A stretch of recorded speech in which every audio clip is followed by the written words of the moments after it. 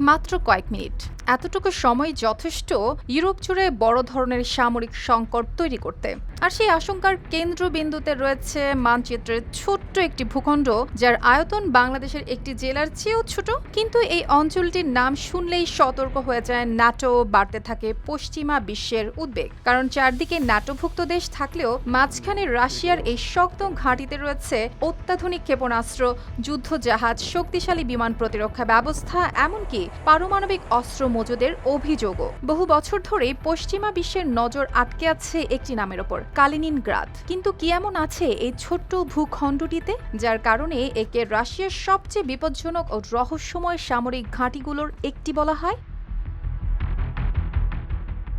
প্রথমে একটা বিষয় পরিষ্কার করা যাক। কালিনিনগ্রাদ মূল রাশিয়ার অংশ হলেও এটি রাশিয়ার মূল ভূখণ্ডের সঙ্গে সরাসরি সংযুক্ত নয়। একদিকে পোল্যান্ড, অন্যদিকে লিথুনিয়া, চারপাশে ইউরোপীয় ইউনিয়ন ও ন্যাটোর সদস্য দেশ। ফলে ভৌগোলিক দিক থেকে অঞ্চলটি বেশ ব্যতিক্রমী। তবে কালিনিনগ্রাদের গুরুত্ব শুধু এর অবস্থানের কারণে নয়। দ্বিতীয় বিশ্বযুদ্ধের আগে এই অঞ্চলটি ছিল জার্মানির অংশ।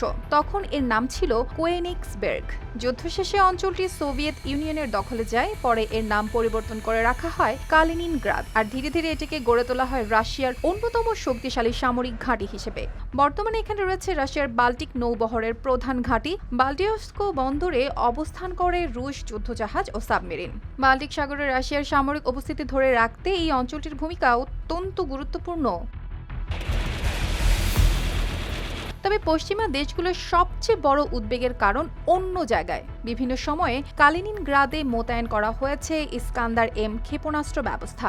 এই ক্ষেপণাস্ত্র প্রায় 500 কিলোমিটার দূরের লক্ষ্য বস্তুতে আঘাত হানতে পারে। সামরিক বিশেষজ্ঞদের মতে প্রয়োজনে এসব ক্ষেপণাস্ত্রে পারমাণবিক ওয়ার হেডও বহন করা সম্ভব। ফলে পোল্যান্ড, এমনকি বাল্টিক অঞ্চলের বেশ কয়েকটি গুরুত্বপূর্ণ স্থাপনাও এর আওতায় চলে আসছে। শুধু ক্ষেপণাস্ত্র নয়, এখানে রয়েছে অত্যাধুনিক S-400 বিমান প্রতিরক্ষা ব্যবস্থা, রাডার নেটওয়ার্ক ও ইলেকট্রনিক যুদ্ধ সরঞ্জাম। অর্থাৎ কোনো সংঘাত শুরু হলে আকাশপথে শত্রুর গতিবিধি ঠেকানোর জন্য কালিনিনগ্রাদ রাশিয়ার অন্যতম প্রধান ভরসা। আরেকটি বিষয় নিয়ে ন্যাটো দীর্ঘদিন ধরেই উদ্বিগ্ন, সেটি হলো সুয়ালকি গ্যাপ। পোল্যান্ড ও লিথুনিয়ার মাঝখানে প্রায় 65 কিলোমিটার দীর্ঘ এই সরু করিডোরই বাল্টিক দেশগুলোর সঙ্গে ইউরোপের স্থল যোগাযোগের প্রধান পথ। সামরিক বিশ্লেষকদের আশঙ্কা, বড় কোনো সংঘাত শুরু হলে কালিনিনগ্রাদ ও বেলারুশের দিক থেকে একযোগে চাপ সৃষ্টি করে এই পথ বিচ্ছিন্ন করার চেষ্টা করতে পারে রাশিয়া।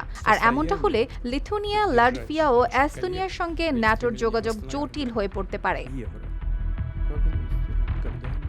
এর পাশাপাশি বহু বছর ধরেই পশ্চিমা গোয়েন্দা সংস্থা ও গবেষণা প্রতিষ্ঠানগুলো দাবি করে আসছে কালিনিনগ্রাদে পারমাণবিক অস্ত্র সংরক্ষণের জন্য বিশেষ অবকাঠামো রয়েছে। স্যাটেলাইট চিত্র বিশ্লেষণ করে এমন কয়েকটি প্রতিবেদনও প্রকাশ করা হয়েছে, যদিও মস্কো কখনো আনুষ্ঠানিকভাবে এসব তথ্য নিশ্চিত করেনি। রাশিয়ার জন্য কালিনিনগ্রাদ যেন ইউরোপের ভেতরে একটি সামরিক আউটপোস্ট, আর পশ্চিমাদের কাছে এটি এমন একটি অঞ্চল যেখান থেকে যে কোনো সময় সূচনা হতে পারে নতুন উত্তেজনার। অর্পিতা জাহান, RTV।